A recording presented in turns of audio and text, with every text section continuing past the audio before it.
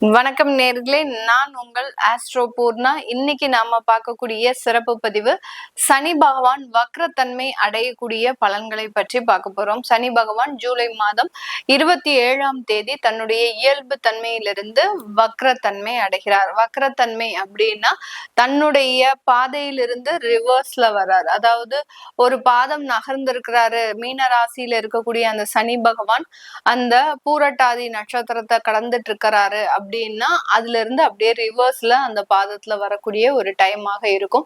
இந்த இடத்துல இந்த சனி பகவானினுடைய வக்ரத்தன்மை அப்படின்றது பாத்தீங்கன்னா ரொம்பவும் கவனிக்க வேண்டிய ஒரு விஷயம். ஏன்னா ரொம்ப சர்வ சாதாரணமாக நம்ம எப்போதுமே பாத்தீங்கன்னா ஜென்ம சனி, ஏழரை சனி, கண்ட சனி, அஷ்டம சனி, இப்படி ஒவ்வொரு விதத்திலையும் சனி பகவான் சில பிரச்சனைகளை எல்லா ராசி என்பர்களுக்கும் கொடுப்பார். ஏன் பிரச்சனைகளை மட்டும் கொடுக்கிறார் சனி பகவான்? அவருக்கு என்ன உங்க மேல ஏதாவது பகையா, இல்ல தேவையில்லாத ஒரு காழ்ப்புணர்ச்சி இருக்குதா? எதுவுமே கிடையாது. நீங்க செய்யக்கூடிய ஒவ்வொரு வினைகளுக்கும் எதிர்வினையை கொடுக்கக்கூடிய ஒரு தன்மை வாய்ந்த கிரகம் இந்த சனி பகவான். தமிழ் மாத கணக்குப்படி ஆடி மாதத்துல இருந்து கார்த்திகை மாதம் வரைக்கும் இருக்க போகுது. இந்த மாதத்துல நீங்க என்னென்ன மாதிரியாக ரொம்ப ஒரு முன்னெச்சரிக்கை நடவடிக்கைகள் எடுத்துக்கணும் அப்படின்றத நம்ம இந்த பதிவுல கடைசியில ஒரு டிப்ஸா சொல்லியிருப்போம். கடைசி வரைக்கும் ஸ்கிப் பண்ணாம பாருங்க. இந்த சேனல்ல முதன்முறையா பாக்குறீங்க அப்படின்னா சப்ஸ்கிரைப் பண்ணிக்கோங்க. பெல் பட்டன்ல ஆல் ஆப்ஷன் சூஸ் பண்ணிக்கோங்க. சனி வக்ரத்தன்மையில மேஷ ராசி அன்பர்களுக்கு என்ன மாதிரியான ஒரு பலன்கள் இருக்க போகுது, என்னென்ன மாற்றங்கள் வரப்போகுது? இந்த மேஷ ராசி அன்பர்கள் எப்போதுமே காலபுருஷனுக்கு முதல் ஸ்தானத்துல இருக்கக்கூடியவர்கள். இது எல்லாருக்குமே தெரியும். ஏன்னா அடிக்கடி இந்த ஜோதிட பதிவுகளை பார்க்கக்கூடிய நண்பர்கள் எல்லாருமே இது வரைக்கும் நிறைய விஷயங்களை அவங்களே கத்திருப்பாங்க. ஏன்னா அந்த அளவுக்கு இப்போ நிறையவே இந்த ஜோதிட ரீதியான ஒரு விழிப்புணர்வு அப்படின்றது கண்டிப்பாக எல்லார்கிட்டையும் இருக்கு.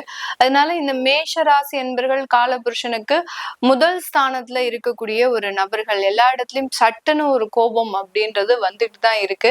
இவர்களால இவர்களினுடைய குணத்தை அப்படின்றது யாருக்காகவும் மாற்ற மாட்டார்கள்.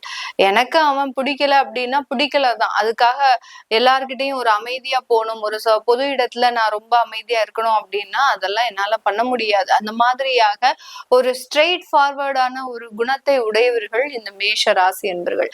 இப்படிப்பட்ட இந்த மேஷ ராசி என்பர்களுக்கு முதல்ல சனி பகவானினுடைய தன்மை பாத்தீங்கன்னா 12ஆம் இடமான அந்த விரயஸ்தானத்துல இருக்கிறார். விரயஸ்தானத்துல இருக்கக்கூடிய அந்த சனி வக்ர சனியாக மாறுகிறார். வக்ரம் அப்படின்றது நான் ஏற்கனவே சொல்லியிருக்கிறேன். தன்னுடைய இயல்பு தன்மையிலிருந்து விரைவாக பின்னோக்கி நகரக்கூடிய ஒரு நேரம். அவர் மீன ராசியில தான் இருக்க போறார். தன்னுடைய பாகை கணக்குகள்ல ரிவர்ஸ்ல போகக்கூடிய ஒரு தன்மை தான் இந்த சனியினுடைய வக்ரம். இப்போ இந்த மேஷ ராசி என்பர்களுக்கு 12ஆம் இடத்துல விரய வக்ர சனியாக இருக்கிறார். இந்த விரய வக்ர சனி மிக அதிகமான ஒரு விரயங்களை கொடுக்கறதுக்கு உண்டான ஒரு நேரம். எல்லா இடத்துலயும் சில கடன் சம்பந்தப்பட்ட ஒரு அதிகப்படியாக கடன் சம்பந்தப்பட்ட சில தொந்தரவுகள் அதிகரிக்கக்கூடிய ஒரு நேரமாக இருக்கும். இப்ப இந்த மேஷ ராசி என்பர்கள் இந்த காலகட்டம் அந்த குடும்பம் ரீதியான சில செலவுகளை தவிர்க்க முடியாமல் செய்யறதுக்குண்டான ஒரு காரண கட்டமாக தான் இந்த 4 மாத காலம் இருக்க போகுது. இந்த இடத்துல இந்த மேஷ ராசி என்பர்கள் தன்னுடைய வேலை ரீதியான சில விஷயங்கள்ல விரைவாக முடிவெடுக்கக்கூடிய ஒரு நேரம்.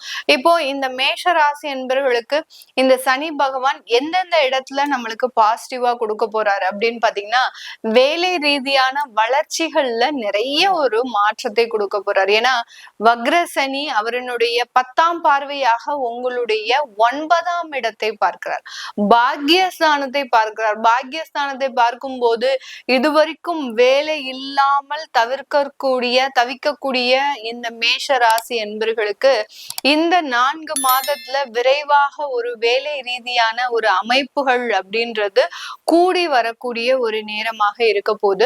இந்த இடத்துல அந்த வேலையில நிறைய வளர்ச்சிகளும் இருக்கக்கூடிய ஒரு நேரம். ஏன்னா அந்த வக்ரத்தன்மை அப்படின்றது பாத்தீங்கன்னா உங்களுடைய 2ஆம் இடத்தையும் அந்த சனி பகவான் 3ஆம் பார்வையாக பார்க்கறதுனால தனஸ்தானத்தை பார்க்கிறார். தனஸ்தானத்தை பார்க்கும் போது தடைப்பட்ட வருமானங்கள் அப்படின்றது கூடி வரக்கூடிய ஒரு நேரமாக இருக்க போகுது. இந்த சனி இது வரைக்கும் ரொம்ப ஸ்லோ மோஷனா எனக்கு பாத்தீங்கன்னா வர வேண்டிய பணம் எதுவுமே வரமாட்டேங்குது, எனக்கு வர வேண்டிய ஊதிய உயர்வு வரமாட்டேங்குது, எனக்கு வர வேண்டிய சில சொத்து தகராறுல இருக்கக்கூடிய சில தீர்வுகள் வரமாட்டேங்குது இப்படின்னு சொல்லக்கூடிய எதெல்லாம் வராம தடைபட்டு இருக்குதோ அது எல்லாமே இந்த சனி வக்ரத்தன்மை இந்த மேஷ ராசி என்பர்களுக்கு தீர்வை தரக்கூடிய ஒரு நேரமாக தான் இந்த 4 மாத காலகட்டத்திற்கு இருக்க போகுது. ஏன்னா இந்த இடத்துல பாத்தீங்கன்னா விரய சனி செலவுகளையும் கொடுத்து அதற்குண்டான நிவர்த்திகளையும் இந்த மேஷ ராசி என்பர்களுக்கு கொடுக்க போறார். இந்த சனி பகவான் இந்த விரய சனி பாத்தீங்கன்னா இந்த மேஷ ராசி என்பர்களுக்கு 7.5 சனியினுடைய முதல் கட்டம். இந்த முதல் கட்டம் பாத்தீங்கன்னா இவர்களுக்கு எல்லாத்தையுமே கொஞ்சம் அதிகமாக கொடுக்கக்கூடிய ஒரு தருணம். வேலை வாய்ப்பாக இருக்கட்டும், குடும்ப வாழ்க்கையில ஒரு நிம்மதியான ஒரு வாழ்க்கையாக இருக்கட்டும், அடுத்து பாத்தீங்கன்னா 2வது திருமணம் சம்பந்தப்பட்ட விஷயமாக இருக்கட்டும், இந்த மாதிரியாக எந்தெந்த விஷயத்துல எல்லாம் இவர்களுக்கு நல்லதை கொடுக்க முடியுமோ அந்தந்த இடத்துல எல்லாத்தையுமே அந்த சனி பகவான் அவரினுடைய பார்வையின் மூலமாக தான் கொடுக்க போறார். அந்த பார்வைப்பட்ட இடம் எல்லாமே உங்களுக்கு நல்ல வளர்ச்சியை கொடுக்கக்கூடிய ஒரு நேரம். சனி பகவான் 3ஆம் பார்வையாக உங்களுடைய தன குடும்ப ஸ்தானத்தை பார்க்கிறார். அடுத்து பாத்தீங்கன்னா 10ஆம் பார்வையாக உங்களுடைய 9ஆம் இடத்தை பார்க்கிறார். அடுத்து உங்களுடைய 6ஆம் இடத்தை 7ஆம் பார்வையாக பார்க்கிறார். அதனால இந்த 3 இடத்துலயும் இருக்கக்கூடிய சில நிகழ்வுகள் அப்படின்றது மிக விரைவாக நடக்கக்கூடிய ஒரு தருணம். பணம் வருவாய்கள் மிக அதிகமாக கூடிய ஒரு தருணம். லோன் சம்பந்தப்பட்ட விஷயங்கள் அதிகரிக்கக்கூடிய ஒரு தருணம். வேலை ரீதியான உயர்வுகள் அதிகரிக்கக்கூடிய ஒரு தருணம். சில பேருக்கு பாத்தீங்கன்னா எனக்கு வேலையை விட்டுட்டு நான் போய் தொழில் செய்யலான்னு ஆரம்பிக்க போறேன் அப்படின்னா அவங்களுக்கு எல்லாம் ஈஸியா சில ஆப்பர்ச்சுனிட்டிஸ கொடுத்துருவார்.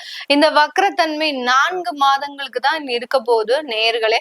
அதை மாத்திரம் நீங்க மனசுல கொண்டு சில விஷயங்கள்ல வாய்ப்புகள் வந்தாலும் அதுல நீங்க கொஞ்சம் ஹோல்ட் டவுன் பண்ணி செயல்பட வேண்டியது ஒரு முக்கியமான ஒரு விஷயம் இந்த மேஷராசி அன்பர்களுக்கு.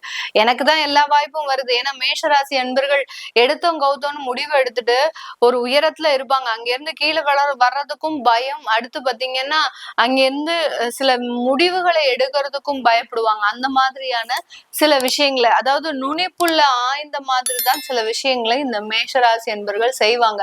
ஒரு ஆழ்ந்த ஒரு சிந்தனையோடு செய்யக்கூடிய அளவிற்கு அவர்களுக்கு அந்த நேரம் கிடையாது. அதே மாதிரி அந்த உழைப்பை மட்டுமே நம்புறதுனால சில விஷயங்கள்ல இப்படி இருப்பாங்க.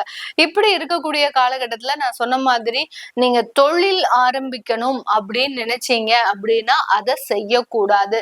அதை செய்யறதுக்கு நீங்க சில கால அவகாசம் அப்படின்றது தேவை. ஏன்னா இப்போ உங்களுக்கு தொழில் வாய்ப்புகளை சனி பகவான் கொடுக்க போறார். அதே இடத்துல அந்த தொழில் வாய்ப்புகளை அழிக்கிறதுக்கு அடுத்து டிசம்பர் மாதத்துல இருந்து நம்ம ராகு பகவான் நிழல் கிரகம் வந்துகிட்டே இருக்கிறார். அதனால தொழில் வாய்ப்புகளை கொஞ்சம் கொடுத்தாலும் அதுல ரொம்ப ஸ்லோ டவுனா நீங்க செய்யறதுதான் உங்களுக்கு நிறைய ஒரு மாற்றத்தை கொடுக்கும் இந்த மேஷ ராசி என்பர்களுக்கு. அடுத்து வெளிநாடு வெளியூர்ல இருக்கக்கூடியவர்கள் உங்களுடைய இடம் மாற்றத்தை நீங்க இந்த காலகட்டத்துல செஞ்சுக்கலாம். இடம் மாற்றம் அப்படின்றது வேலை மாற்றமாக இருக்கலாம். வேலை மாற்றம்ன்றது அத்தியாவசியமாக இருந்தாதான் நீங்க பண்ணணுமே ஒழிய தேவையில்லாம அந்த வேலை மாற்றத்தை பண்ணக்கூடாது. அடுத்து இடம் மாற்றம்ன்றது ரொம்ப நெசசரி. அந்த இடம் மாற்றம் தான். ஏன்னா உங்களுக்கு அடுத்து இந்த சனி பகவான் உங்களுடைய ஸ்தானத்திற்கு, அதாவது உங்களுடைய ராசிக்கு வரும்போது இந்த இடம் மாற்றம் உங்களுக்கு மிகப்பெரிய ஒரு வளர்ச்சியை கொடுக்கக்கூடிய ஒரு நேரமாக இருக்கும். திருமணம் சம்பந்தப்பட்டு கணவன் மனைவி உறவுகள் சம்பந்தப்பட்ட விஷயத்துல இந்த சனி பகவான் இப்போதைக்கு எந்த முடிவுகளையுமே தரமாட்டார். உங்களுக்கு இந்த விவாகரத்து வழக்குகள் இருக்கு, அடுத்து பாத்தீங்கன்னா குடும்ப உறவுகள்ல பிரச்சனைகள் இருக்கு, இதுக்கெல்லாம் எனக்கு தீர்வு கிடைக்காதா அப்படின்னு கேட்டீங்கன்னா அதுல எல்லாம் மிகப்பெரிய அளவுக்கு இந்த சனி வக்ரத்தன்மை இந்த மேஷ ராசி என்பவர்களுக்கு பெரிய அளவுக்கு ஒரு சாதகமான பலனை கொடுக்க மாட்டார். ஏன்னா சனி வக்ரமாக இருக்கும்போது சில இடத்துல இவங்களுடைய எண்ணங்கள் பாத்தீங்கன்னா இவர்களினுடைய செயல்கள் பாத்தீங்கன்னா மாற்றி அமைக்கக்கூடிய ஒரு நேரமாக இருக்கும். அதனால இவர்களினுடைய செயல்களையும் எண்ணங்களையும் பார்த்து, மேஷராசி என்பர்களினுடைய செயல்களையும் எண்ணங்களையும் பார்த்து நிறைய பேர் கோபப்படுறதுக்கு தான் வாய்ப்புகள் இருக்கே ஒழிய அங்க சமாதானம் அப்படின்றது மிகப்பெரிய அளவுக்கு குறைவாக இருக்கு. அதனால இந்த மாதிரியான சின்ன சின்ன நெகட்டிவான விஷயங்கள் இருந்து, கடன் சம்பந்தப்பட்டது, அடுத்து குடும்பம் சம்பந்தப்பட்டது, அடுத்து பாத்தீங்கன்னா விவாகரத்து சம்பந்தப்பட்டது, இந்த மாதிரியான வழக்குகள்ல இருந்து வெளிவருவதற்கு இந்த மேஷ ராசி என்பர்கள் இந்த 4 மாத காலகட்டம் நீங்க என்ன பண்ணணும் அப்படின்னா, முதல் சனிக்கிழமையும் 3வது சனிக்கிழமையும் நீங்க ஒரு எள்ளு தீபம் போடணும். 9 எள்ளு தீபம் போடுங்க. எள்ளு தீபம் போடும்போது உங்க வீட்டு பக்கத்துல இருக்கக்கூடிய அதாவது நவக்கிரக கோயில் இருந்தது அப்படின்னா தாராளமா அங்க போய் போடுங்க.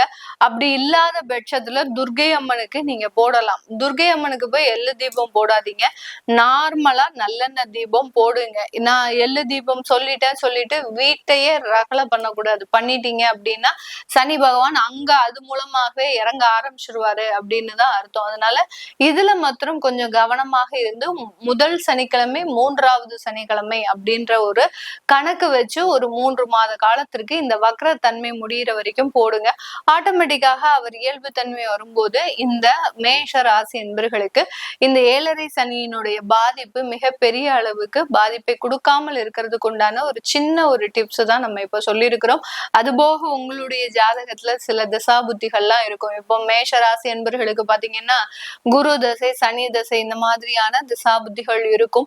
இந்த திசாபுத்தியில நீங்க என்ன மாதிரியான விஷயங்கள், ஏன்னா நிறைய பேர் ப்ராப்பர்ட்டி சம்பந்தப்பட்ட விஷயத்துல அதிகப்படியான முயற்சிகள் எடுத்துட்டு இருப்பீங்க. அந்த ப்ராப்பர்ட்டி எல்லாம் உங்களுக்கு சாதகமாக இருக்குமா, இல்ல இதனால கடன் தொந்தரவுகள் இருக்குமா? சில பேருக்கு ப்ராப்பர்ட்டி வாங்கினதுக்கு அப்புறம் சில பிரச்சனைகள் வரக்கூடிய ஒரு அமைப்பு எல்லாம் இருக்கும். அதெல்லாம் நீங்க முழுமையா உங்களுடைய ஜாதகத்துல தெரிஞ்சுக்கிட்டு அதற்குண்டான சில முயற்சிகளை செய்யுங்க.